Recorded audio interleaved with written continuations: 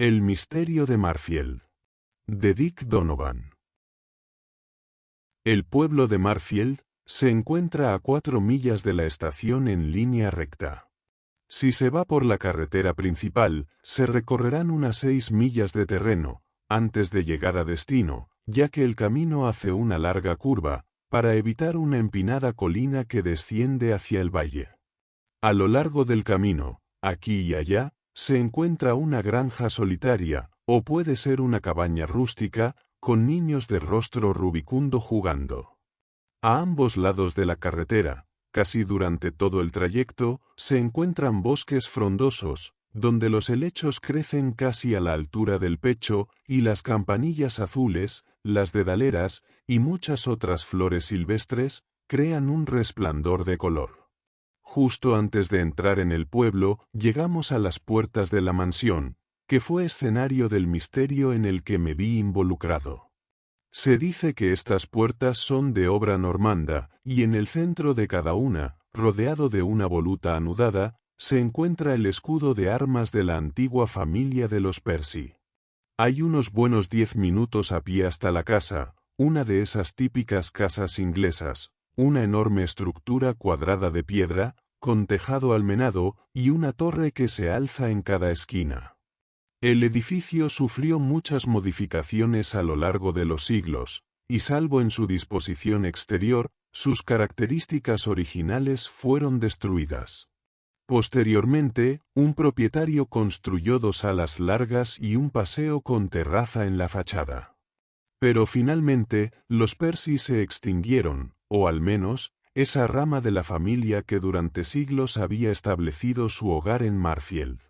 Durante mucho tiempo, la pintoresca y antigua mansión cubierta de hiedra permaneció vacía.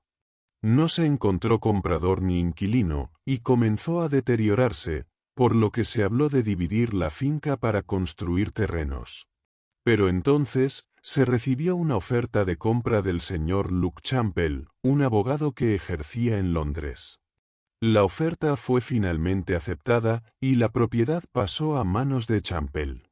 En aquella época se sabía muy poco de él, y aunque la mayoría de los abogados pueden vivir cómodamente, con los exorbitantes honorarios que exigen a sus clientes, la gente se preguntaba cómo era posible que el señor Champel contase con los medios para incurrir en el cuantioso desembolso que supuso la compra de la mansión de Marfield. Sin embargo, pronto se supo que Champel, que tenía fama de ser un abogado sumamente inteligente, había llevado adelante con éxito un litigio, en el que un litigante reclamaba una propiedad valorada en $500,000 de libras esterlinas.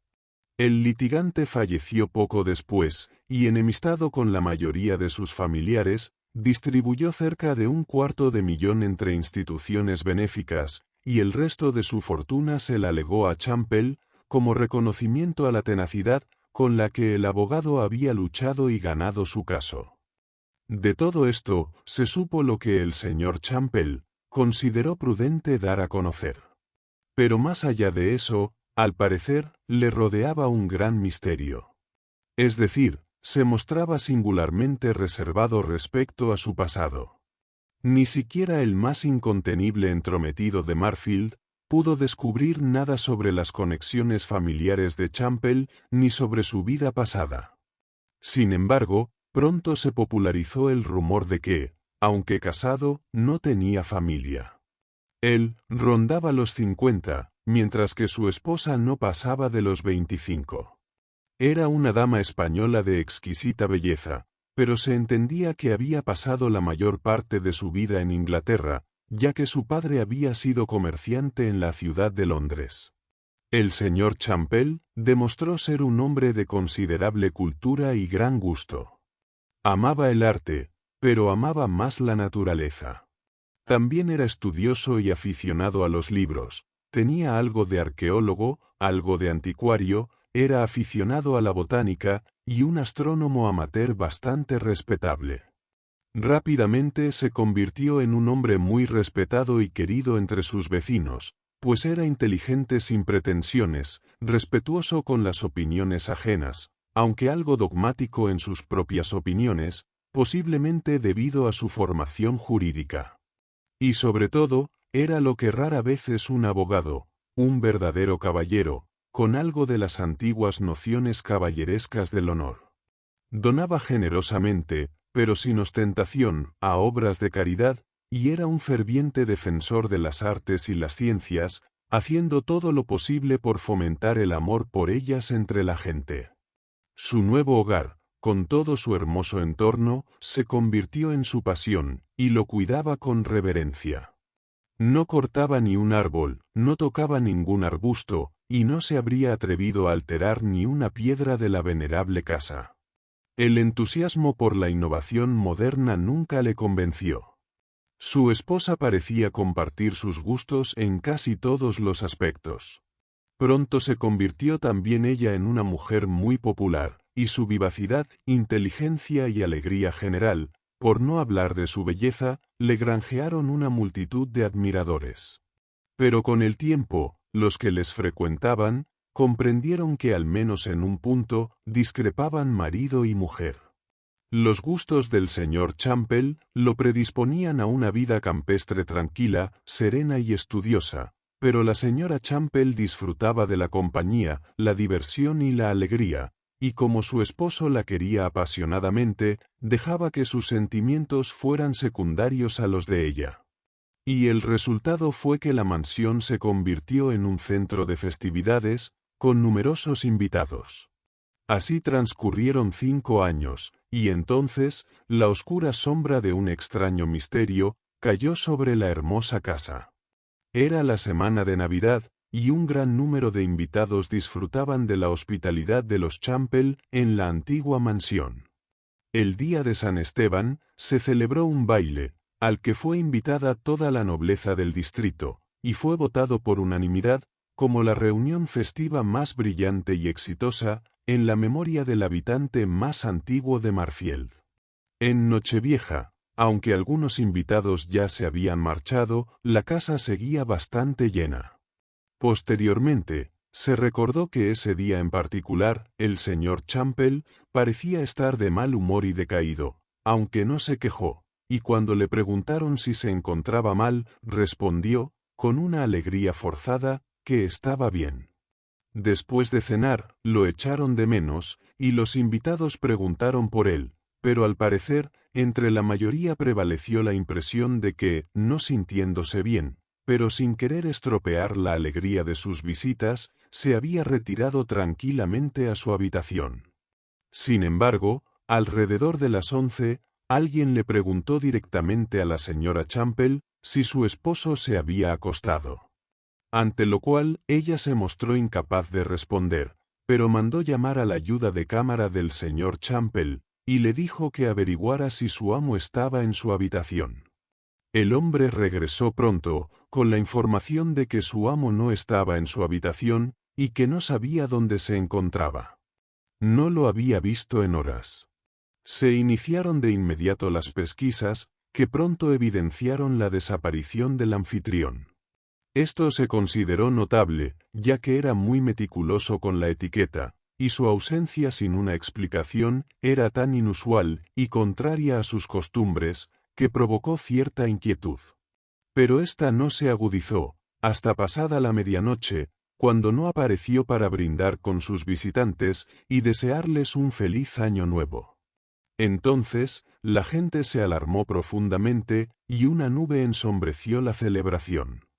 Surgieron todo tipo de conjeturas, y hubo mucha conversación y discusión, hasta que los caballeros del grupo sugirieron una búsqueda exhaustiva y sistemática. La señora Champel estaba muy angustiada, y acompañada de algunos sirvientes, insistió en recorrer toda la casa, mientras otros sirvientes y los invitados varones se proveían de linternas y recorrían los invernaderos, las cuadras, los jardines y los arbustos. Pero no se encontró rastro alguno del señor Champel. Aunque el día había sido bastante bueno, amenazaba con nevar, y esa noche la amenaza se hizo realidad, pues una tormenta de nieve azotó la región, como no se había visto en muchos años.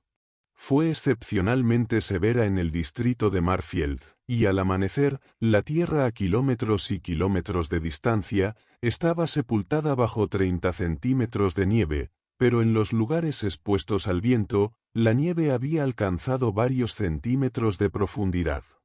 La inquietud que sentían los huéspedes de la mansión por el señor Champel se convirtió en una angustia terrible, y los peores temores comenzaron a manifestarse. En primer lugar, nadie podía sugerir una razón plausible para que hubiera salido de la casa, y en segundo lugar, aunque lo hubiera hecho, como así parecía, tampoco sabían cómo explicar su prolongada ausencia, salvo con la hipótesis implícita, aunque no expresada, de que hubiera tenido un fatal accidente. Entre los invitados se encontraba Sir Villiers Tremlin, íntimo amigo del señor Champel. Yo conocía a Sir Villiers, y como el día de Año Nuevo se acercaba sin noticias del desaparecido, me telegrafió bajo su propia responsabilidad, pidiéndome que partiera urgentemente hacia Marfield. Marfield no me era desconocido, había estado allí en varias ocasiones para descansar, su paz, tranquilidad y belleza natural me fascinaban. Recordaba la antigua y pintoresca posada, en la que había pasado horas muy agradables, y los bosques y callejones por los que había vagado y soñado. Aunque nunca había conocido al señor Champel, había oído hablar de él, pero al cumplir con la petición de Sir Villiers Tremlin, nunca se me ocurrió ni por un instante que el asunto que él quería que emprendiera era resolver el misterio que rodeaba la repentina y extraña desaparición del señor Champel. Era demasiado tarde para tomar un tren esa noche, pero a la mañana siguiente tomé el expreso, que sale de Londres a las 9:30. Pasa por Marfield, pero se detiene en un cruce 10 millas más adelante, y desde allí me desvié, llegando a la mansión al caer el día. La distancia desde el cruce por carretera era de poco más de 20 millas, pero el estado de las carreteras, debido a la fuerte nevada, dificultaba enormemente el paso. Sin embargo, el viaje se completó sin problemas, e inmediatamente después de llegar a la casa, envié mi tarjeta a Sir Villiers, quien vino a buscarme a la biblioteca en pocos minutos. Su rostro tenía una expresión muy seria, y parecía profundamente preocupado. Me contó brevemente las circunstancias que lo habían inducido a telegrafiarme, y expresó sus temores de que su amigo estuviera muerto. Todo el día, dijo Sir Villiers, noté que el señor Champel estaba muy deprimido y de mal humor, y 2 o 3 veces le pedí que se sincerara conmigo y me contara cuál era su problema, pues estaba seguro de que lo tenía. Pero él se rió, aunque fue una risa forzada, y me aseguró que se le pasaría. Dijo que creía estar deprimido. Su naturaleza era tan alegre, y solía estar tan contento, y se interesaba tanto por todo lo que le rodeaba, que hablar de estar deprimido parecía absurdo. Sin embargo, no sentí ninguna preocupación real hasta la tarde, cuando me reuní con él en el salón de fumar. Su depresión parecía haber aumentado, y después de tomar un cigarro, encenderlo y darle caladas durante unos instantes, de repente lo arrojó a la chimenea, se puso de pie de un salto, se pasó los dedos por el pelo y comenzó a pasearse por la habitación, como si sufriera una profunda angustia mental. Como puede imaginar, me quedé muy sorprendido, y le rogué que me hiciera su confidente, si creía que yo podía serle de ayuda. Acto seguido, me tomó la mano, me la estrechó, y dijo que tenía un gran peso en el pecho, pero me rogó que no dijera ni una palabra a nadie, pues no quería perturbar la armonía de la reunión, y añadió que confiaría en mí y me pediría consejo en un par de días. Como en ese momento entraron unos caballeros en la habitación, se dejó el tema, y no he vuelto a ver a mi amigo desde entonces. ¿Tiene alguna teoría para explicar su desaparición, señor Villiers? Pregunté. Sí, respondió él. Así es. Aunque no sé nada de sus finanzas, creo que de repente se vio obligado a afrontar una pérdida ruinosa, y eso le trastornó la mente. ¿Y cree que se suicidó? Sugerí. Exactamente, ese es mi temor. o una enajenación repentina, lo hizo alejarse de su casa y pereció en la tormenta. Hasta donde pude formarme un juicio sobre lo que acababa de oír, esa teoría me pareció racional. De acuerdo con la petición especial de Sir Villiers Tremlin, acepté mantener en secreto mi presencia en el lugar de los hechos. Esto, por supuesto, me limitaba considerablemente, pero dije que haría todo lo posible por tratar de averiguar el paradero del señor Champel. Tras mi conversación con Sir Villiers, senté las bases de mi investigación sobre la hipótesis de que el señor Champel yacía muerto en algún lugar bajo la nieve no muy lejos de su casa. Por supuesto, la noticia de la extraña desaparición del desafortunado caballero se había extendido por todo el distrito y había causado una gran conmoción. Se formularon las teorías más descabelladas e improbables, y todos parecían tener alguna sugerencia que ofrecer al respecto. Sin embargo, no pude encontrar a nadie que pudiera darme la más mínima información práctica. Nadie parecía haber visto al señor Champel después de que estuviera en el salón de fumar con Sir Villiers Tremlin. En primer lugar, mis indagaciones se dirigieron, necesariamente, a averiguar si lo habían visto en el pueblo o en los alrededores. Pero la respuesta siempre era no. Esto era, como mínimo, sorprendente, pues un hombre tan conocido a kilómetros de distancia difícilmente habría ido muy lejos sin ser reconocido. Tampoco se fue en tren, porque si hubiera aparecido en la estación, alguno de los mozos habrían debido reconocerlo.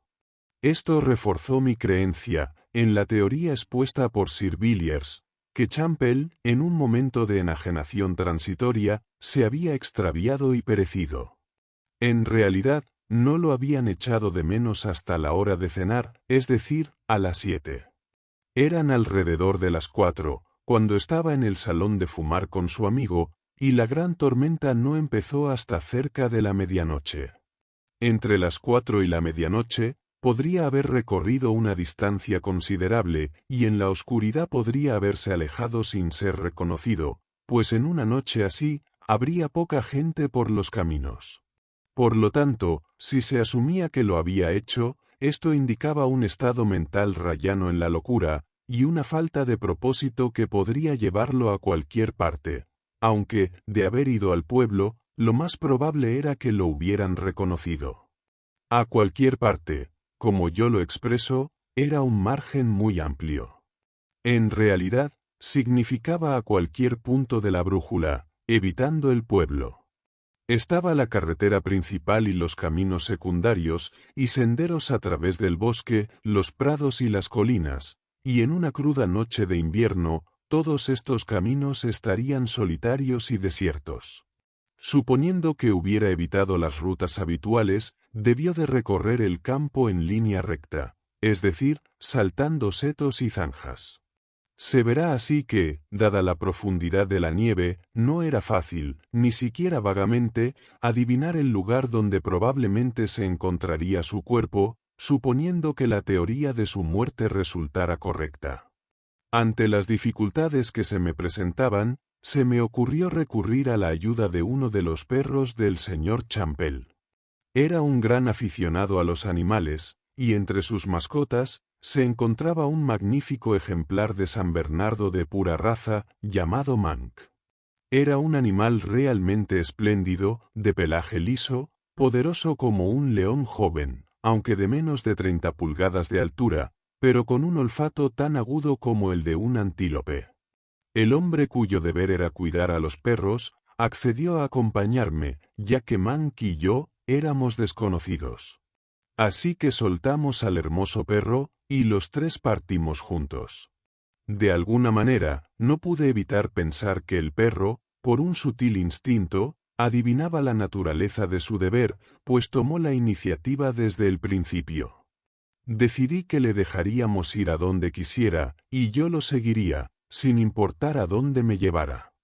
Durante un breve instante, su trayectoria fue muy errática, ahora a la derecha, ahora a la izquierda, luego hacia adelante, luego hacia atrás, por donde habíamos venido.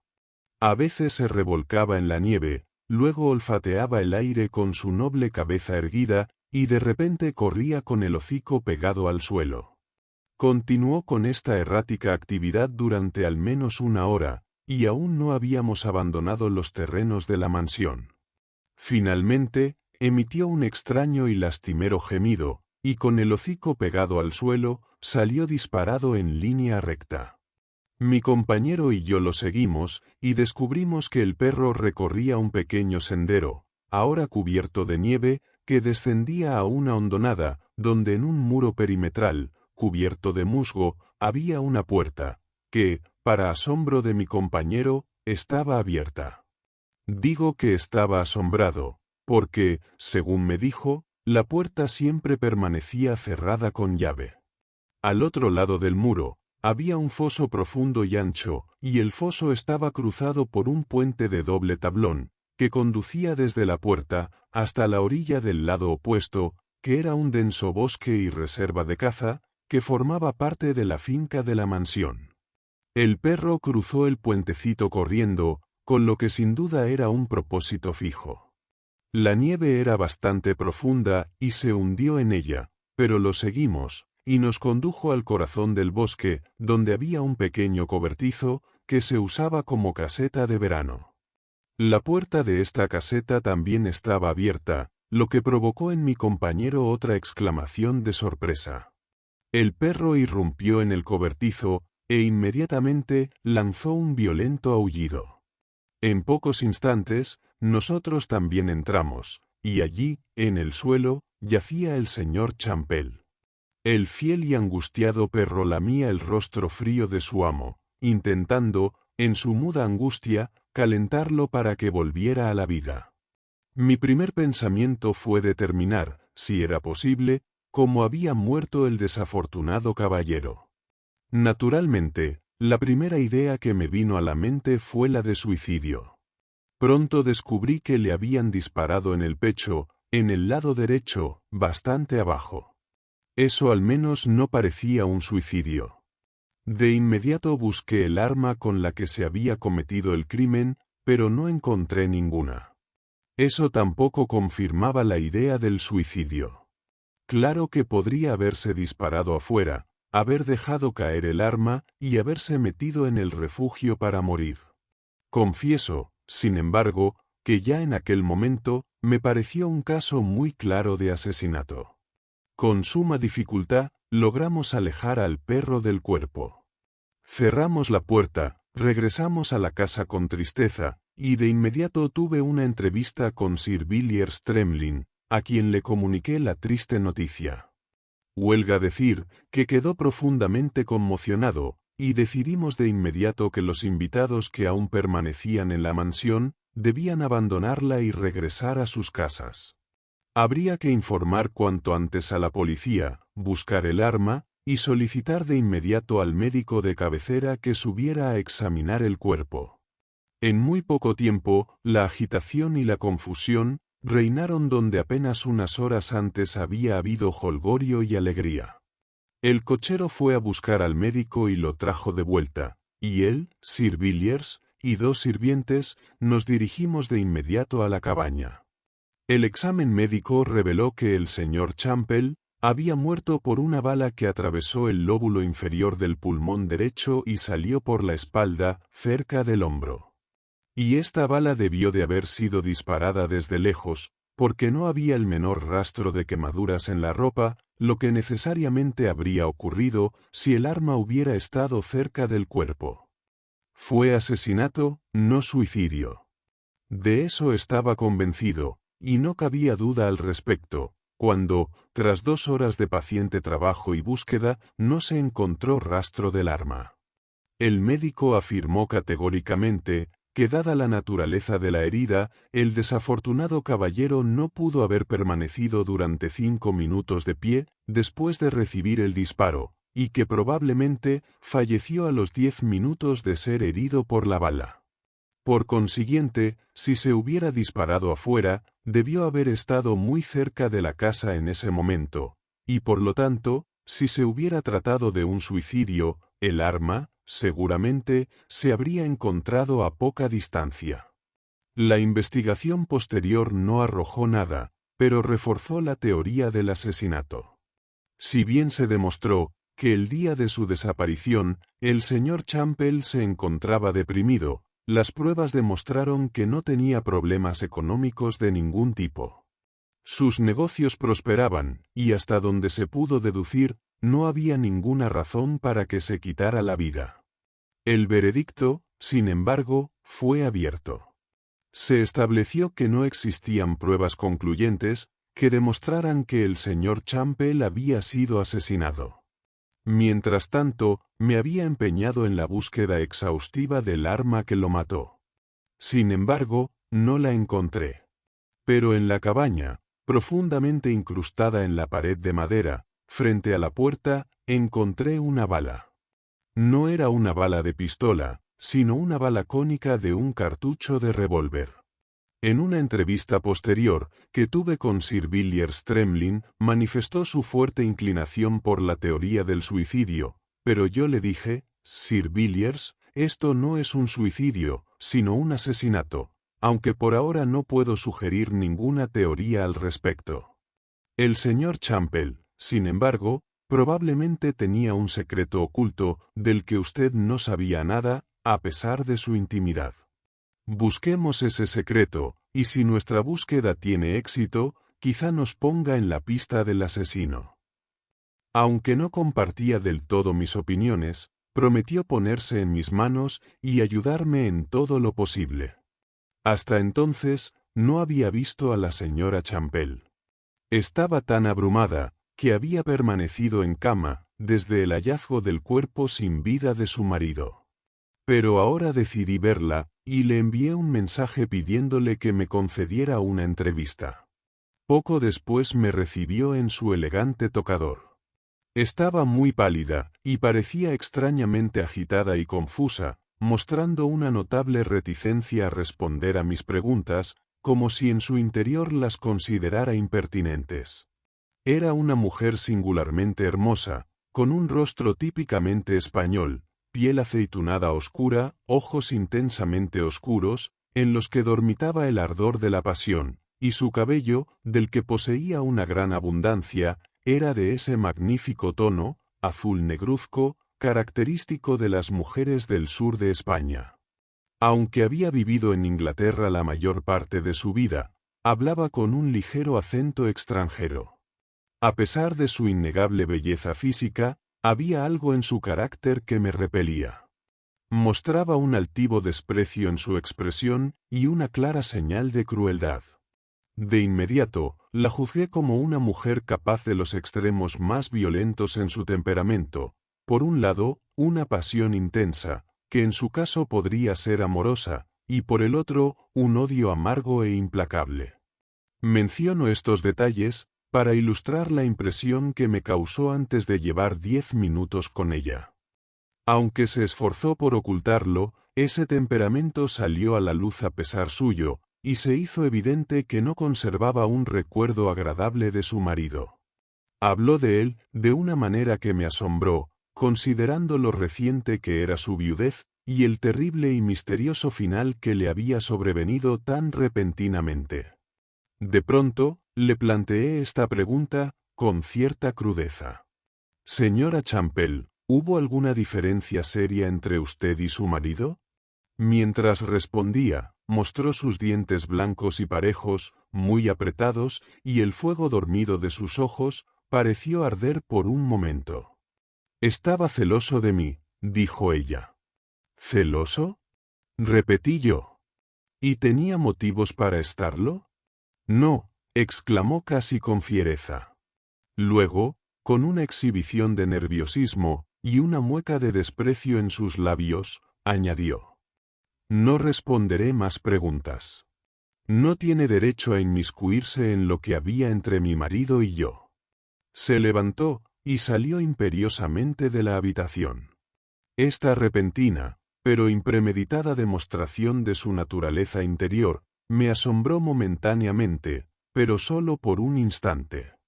Yo también salí de la habitación, y yendo al encuentro de Sir Villiers Tremlin, le dije: «Señor Villiers, he descubierto algo». «¿De qué se trata?», preguntó emocionado. Le dije que el señor Champel probablemente tenía un problema, y se llamaba celos. «Dios mío», exclamó. «¿De verdad?». «Bueno, eso explica muchas pequeñas cosas que noté últimamente en el comportamiento del pobre Champel, sus miradas furtivas a su esposa, su creciente angustia y su inusual inquietud. Sí, ahora lo veo claro. Estaba celoso. Estaba apasionadamente apegado a ella, veneraba hasta el suelo que ella pisaba, y era un caballero demasiado leal como para decir una sola palabra en contra de su esposa, hasta estar seguro de sus sospechas. Y a pesar de la intimidad que tenía con él, no me dijo nada. ¿Puedes sugerirme a alguien de quien tuviera el más mínimo motivo para estar celoso?, pregunté. «Creo que sí», respondió Sir Tremlin pensativo. «¿Y de quién se trata?». «Raymond Remington, el apuesto y sinvergüenza hijo del viejo Remington, el constructor naval jubilado, que vive en Welton Hall, al otro lado del pueblo». «¿Por qué cree que el señor Champel estaba celoso de Remington?». «Porque la señora Champel le tenía simpatía. Cabalgaba con él, conducía con él, y era evidente que le gustaba su compañía». Esta información me dio que pensar, y con la ayuda de Sir Villiers, que era uno de los albaceas del testamento de Champel, pude revisar algunos de los documentos del difunto. Pero no descubrí nada que sirviera para desentrañar el misterio. Sin embargo, mientras echaba un vistazo a su estudio, vi en la chimenea, sobre la piedra del hogar, los restos carbonizados de un trozo de papel. Esto indicaba una carta quemada. Siempre atento a señales y pistas, lo recogí, y descubrí rastros de letras en la superficie quemada. Como todos saben, si se quema una hoja de papel con escritura o letra impresa, y no se destruye por completo, sino que solo se carboniza, la escritura, o partes de ella, aún pueden leerse. Así fue en este caso. Con sumo cuidado y delicadeza, coloqué la sustancia carbonizada sobre una gran hoja de papel blanco, y con ayuda de una lupa, descifré las siguientes palabras. Cabaña de madera, cita, esposa. Esto era todo lo que tenía coherencia. Había otros trazos, y 2 o 3 letras visibles, pero no se les podía extraer ningún significado. Las palabras anteriores, sin embargo, tenían un significado sorprendente, y la teoría que construí fue la siguiente. El señor Champel había recibido una nota anónima, diciendo que su esposa tenía una cita en la cabaña del bosque. Pero esa nota solo pretendía atraerlo a su perdición. Fue a la cabaña, y allí, alguien que se ocultaba le disparó. Posiblemente, lo mataron inmediatamente al cruzar el pequeño puente, y su cuerpo fue llevado a la cabaña, para fomentar la idea del suicidio. Pero la astucia del asesino había excedido sus límites, pues olvidó dejar un arma junto al cuerpo, y nunca se encontró ninguna. Ahora venía la pregunta crucial: ¿quién escribió la carta y quién le disparó? ¿Fue la misma persona, o fueron 2 individuos? Le mostré a Sir Villiers el papel quemado, pero por desgracia, fue imposible conservarlo. La yesca se desmoronó. Mi siguiente paso fue, en silencio y con el mayor secreto posible, averiguar todo lo posible sobre Raymond Remington. Había llevado una vida deshonesta y desvergonzada, preocupando mucho a sus amigos y familiares. No cabía duda de que había estado muy relacionado con la señora Champel, pero se suponía que el marido lo sabía, pues visitaba con frecuencia la mansión y al parecer, o al menos eso se creía, era amigo del señor Champel. Había recibido una invitación para la fiesta en la mansión la víspera de Año Nuevo, pero no pudo aceptarla, porque sufría de gripe y estaba postrado en cama, con una enfermera profesional atendiéndolo. Que no salió esa noche, ni durante varios días, ni antes ni después, lo dejé fuera de toda duda, con varios testimonios irrefutables. Por lo tanto, su mano no fue la que cometió el crimen. Durante semanas, intenté por todos los medios resolver este extraño misterio, pero fracasé, pues no se pudo encontrar ni rastro del asesino. Era un tanto singular que la opinión predominante fuera que el señor Champel se había suicidado, aunque no había ni una sola prueba que apoyara esa idea. Fue asesinato. Estaba convencido de que fue asesinato, pero por lo que al autor o el móvil se refiere, podía tener mi propia teoría, pero no podía demostrarla. Poco más de un año después de la muerte de Champel, su viuda se casó con Raymond Remington. Champel le había dejado todo en su testamento, y ella se apresuró a vender todas las propiedades y se fue a España con su nuevo marido, estableciéndose finalmente en Madrid. 2 años después, la prensa inglesa anunció lo siguiente. Un inglés llamado Raymond Remington, casado con la viuda del señor Champel, cuya misteriosa muerte en Marfield permanece probablemente fresca aún en la memoria del público, fue asesinado recientemente en Madrid, donde residía con su esposa. Al parecer, regresaba a casa a altas horas de la noche, desde un café donde había estado pasando la velada, cuando perdió la vida. Se desconoce cómo, ni por qué murió, pero un soldado encontró su cuerpo tendido en una calle solitaria, y al examinarlo, se descubrió que había sido apuñalado. El robo no parece haber sido el motivo del crimen, ya que sus objetos de valor y su dinero estaban intactos.